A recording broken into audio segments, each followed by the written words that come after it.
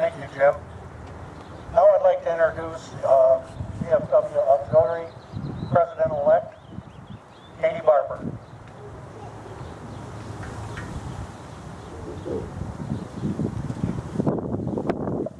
I'm honored to be a part of today's Memorial Day festivities.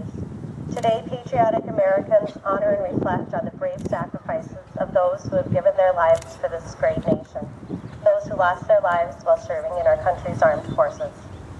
Today, of all days, I hope that American people can put aside their own personal strife and take time to remember those who are often out of sight, out of mind.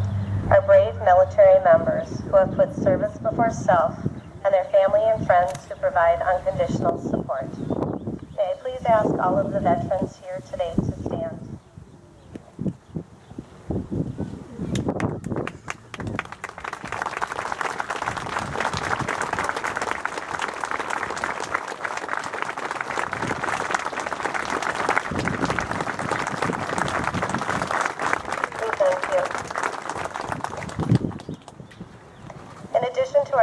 There are two special groups of individuals we are honoring today. First, I would like to acknowledge our Blue Star families. Blue Star families have family members currently serving in the armed forces. If you are a Blue Star family member, please stand.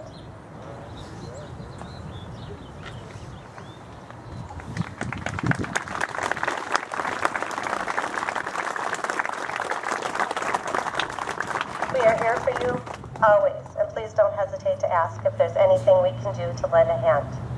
Today's other distinguished guests are our beloved Gold Star families.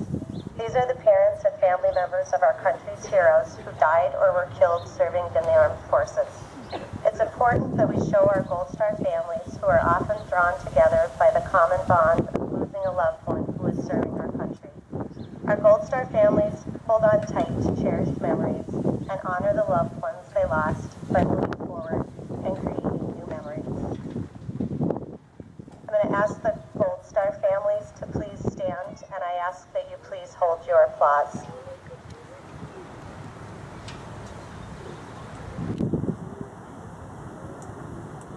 Even though we typically show our support by applause, tradition dictates that we show our support for our Gold Star families by sharing a moment of silence.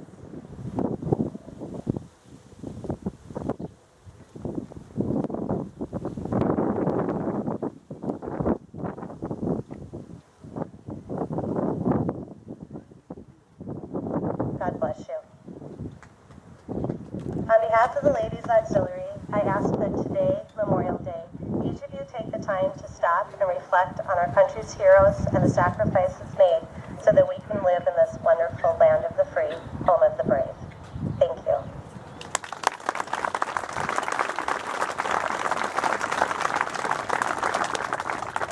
Thank you, Katie.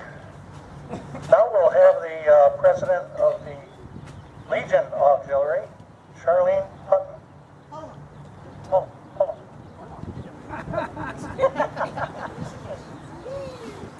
Good morning. I have a poem that Andrea Brett, who performs with her family in Branson, Missouri, wrote after she had spoke to so many different veterans who come to see them perform.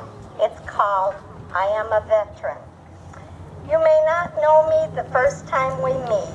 I'm just another you see on the street.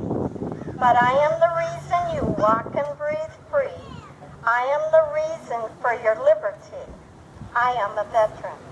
I work in the local factory all day. I own the restaurant just down the way.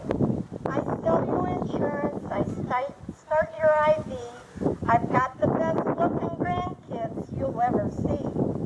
I'm your grocer, your banker, your child's school teacher. I'm your plumber, your barber, your family's preacher.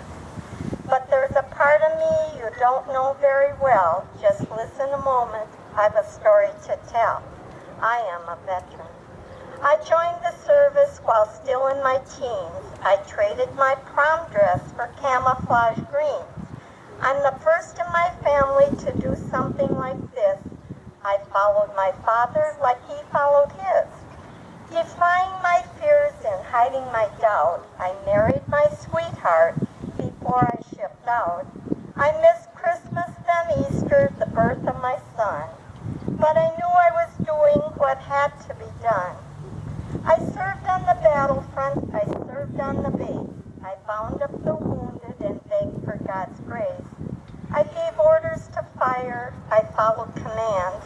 I marched into conflict in far distant lands. In the jungle, the desert, on mountains and shores, in bunkers and tents, on dank earthen floors. While I fought on the ground, in the air, on the sea, my family and friends were home praying for me. For the land of the free and the home of the brave, I faced my demons in foxholes and caves. Then one dreaded day with a drummer or five, I lost my arm, my buddy lost his life. I came home and moved on, but forever was changed. The perils of war in my memory remain. I don't really say much, I don't feel like I can, but I left home a child and came home a man. There are thousands like me, thousands more who are gone, but their legacy lives as their time marches on. White crosses in roads and names carved